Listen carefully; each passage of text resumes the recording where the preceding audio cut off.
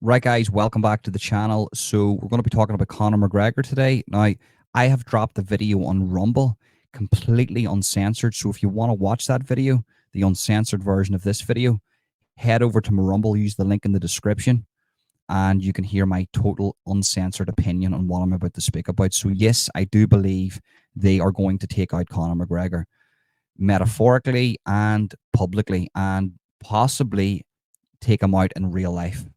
Now, what do you mean by that? Why would they want to take out Conor McGregor? So Conor McGregor spoke up about a lot of stuff that's going on in Ireland. I have to be very careful with my words because I've received strikes in my channel. I do believe it was a coordinated attack. I'm going to make a separate video on that, and on that, maybe that video has came out yet. I don't know if I'm going to publish that video before or after this one, but if not, I will be publishing a video about why I've received strikes, and it came after me criticizing the Irish government. And I do believe all the small channels now speaking about this will be targeted. So if anybody is speaking about this, be very, very careful. So yeah, we're going to speak about a lot here. Remember, guys, all you have to do, the only tool you have to pay for this channel is like the video and subscribe and hit that notification bell. I do not want your money, just do that. And if you want, you can share, copy link the clipboard, make a little social media post, send to a friend on Facebook or WhatsApp Messenger. I have another channel at Serial Killing Minds, all lowercase. That's the handle, where I go live every Thursday with Sean Warner, who is a serial killer expert. And we talk about a different serial killer every Thursday at 9 p.m. So if you want to get involved in the live chat, head over now and subscribe to the Serial Killing Minds channel, and you can get involved in the live chat. You can ask questions for Sean. He speaks to serial killers that are in prison, and the biggest one he ever spoke to was BTK. So yeah, the link for that is in the description too.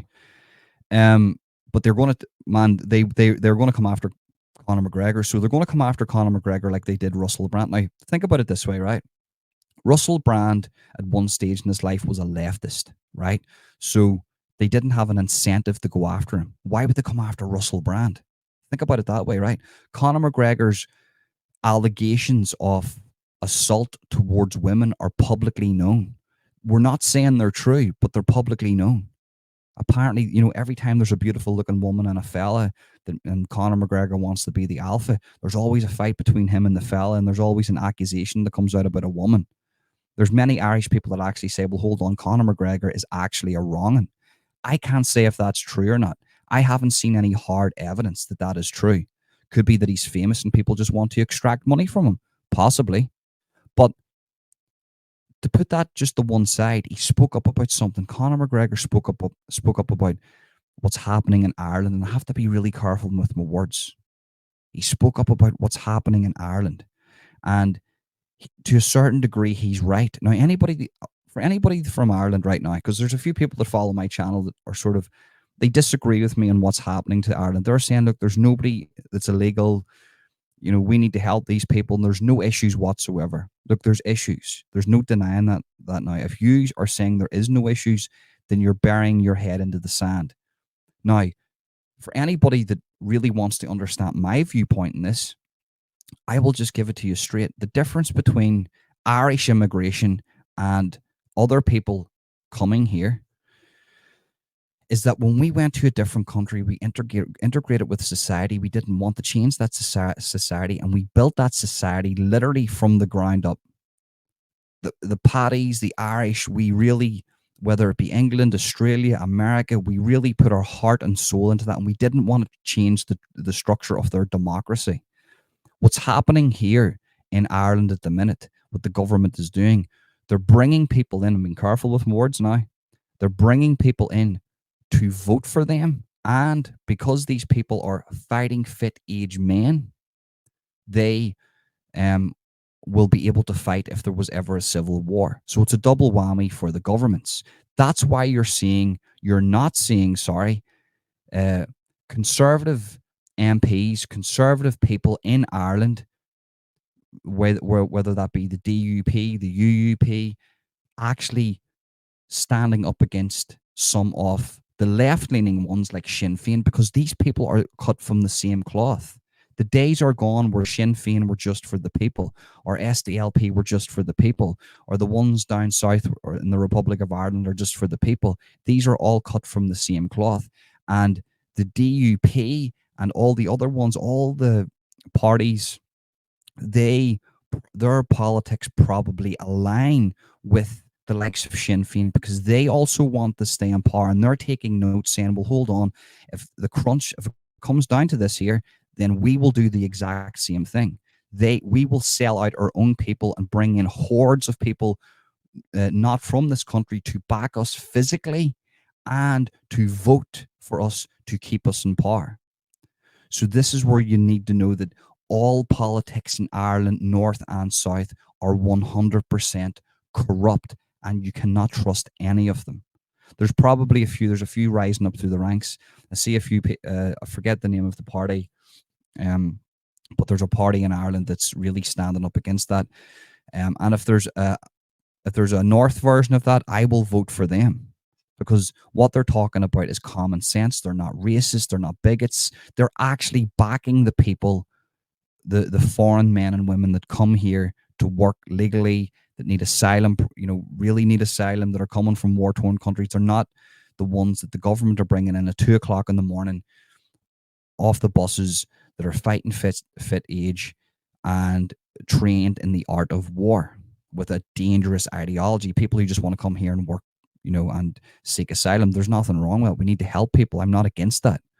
But what the government is bringing in is a dangerous ideology, and they're trying to change our way of democracy, and they're trying to keep themselves in power, which essentially is keeping the corrupt in power. You need to know that. I'm not coming from the standpoint that we need to kick out all these people and just to be us. No, not at all. But we cannot allow a dangerous ideology into our country, and it's already here. You're seeing that in Portlaoise. You're seeing that all over, especially in Dublin. So they're going to come after Conor McGregor, and here's how they're going to come after Conor McGregor. So if he decides that he's going to run for whatever, the leader of Ireland, then the media, because it's owned by big business, big pharma, big what, it's owned by the government. It's an extension of the arm from the government. They will rehash all Conor McGregor's allegations to completely defame him. Even hypothetically speaking, just say a couple of the allegations were true and he was a bit nasty towards women. At least he's telling the truth on, in regards to Ireland.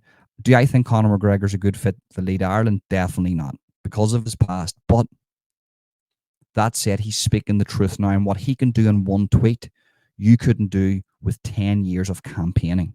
That's the power Conor McGregor has, and they know that, so they need to defame him. So his next step is, if he speaks more and more about the government, says, I'm going to run to be the leader of Ireland, you will see the allegations come to fruition. You will see the allegations come to the forefront of the press, because they will 100% try to destroy him. If that doesn't work, what they'll do is they will have smear campaigns against this guy, and they will have documentaries made about Conor McGregor, just like they done with Russell Brand. If that doesn't work, and I'm saying this now, they will come after him physically, because Ireland has some of the most, north and south, has the most corrupt politics on planet Earth in a democratized way. So I'm not talking about like South America or dictators. Like maybe there's some communist countries. I'm not talking about those countries. They're more corrupt. But I'm saying, under the illusion of democracy, Ireland would be the most corrupt. We're seeing that now with the likes of Leo Varadkar. I will have to quote Leo by what he said. He came out and said there needs to be more diversity in positions of power in Ireland, which means I am going to not give the job to the right person. I'm going to give the job to a person based on their skin color, which in turn means they are coherently racist. They are the real racist ones. You really need to see this. You need to notice this. They are the racists, and that leads back into history. If you look at the liberals, let's use it for an example, the slave trade. It was the liberals that wanted to keep slavery. If we want to really go back and point the finger at people during that time, it was the Spanish that wanted to keep facilitating slavery, and it was the Africans that were selling black people to the Spanish that then went on to sell them to the Americans in South America. So what you have is you have a racist government in Ireland that is targeting the residents because of their skin color and saying we need more diversity. Because what they're trying to do is change Ireland within. And that is a fact. There's no denying that now. I've seen this happen for the past 15 years. Um, seen a couple of comments Sinn Féin was coming out with, and I was like, this is, this is getting a bit sketchy now. This is a bit commie for me, even though they've always been open about their sort of communist policy Sinn Féin has. But I was never a big Shinner, because when I looked at their policies, it was like, that ain't me. I was more on the SDLP route, never the DUP. I could never be that I couldn't be that much of a Tory. I couldn't be that much of a conservative. I couldn't be that. But I'm definitely not a Shinner, because they're trying to sell us. They are trying to sell us right now. And when it comes down to the crunch of this, they do not have your back. None of these people. DUP, Sinn Féin, all the ones down south. There's only very few, and it's the new parties that are rising up that we probably need to vote for. The ones that really want to make change.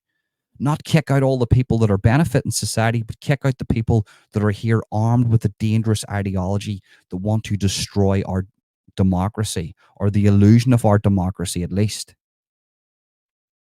I really need you to understand this.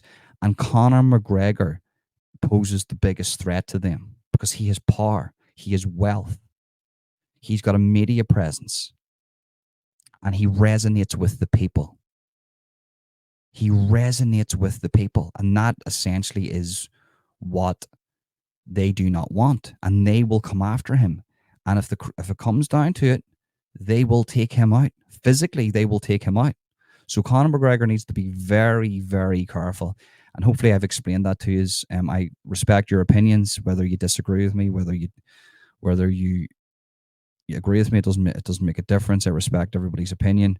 Remember, guys, the only tool you have to pay for this channel is liking the video and subscribing and hitting that notification bell. I do not want your money. Just like the video, subscribe, and hit that notification bell. And share, guys. Share, copy, link the clipboard, send to a friend, make a little social media post. Go follow me on social media. All those links are in the description. Go follow the Serial Killing Minds channel. We go live every Thursday, 9 p.m. with serial killer expert Sean Warner, speaking about a different serial killer every single week. And that's it, guys. I hope everybody's well. Big mad respect to every single one of you. I love every single one of you. I hope everybody's happy coming up to Christmas. I hope all the kiddies get what they want for Christmas. Santa Claus comes to them. That's it, guys. Peace out.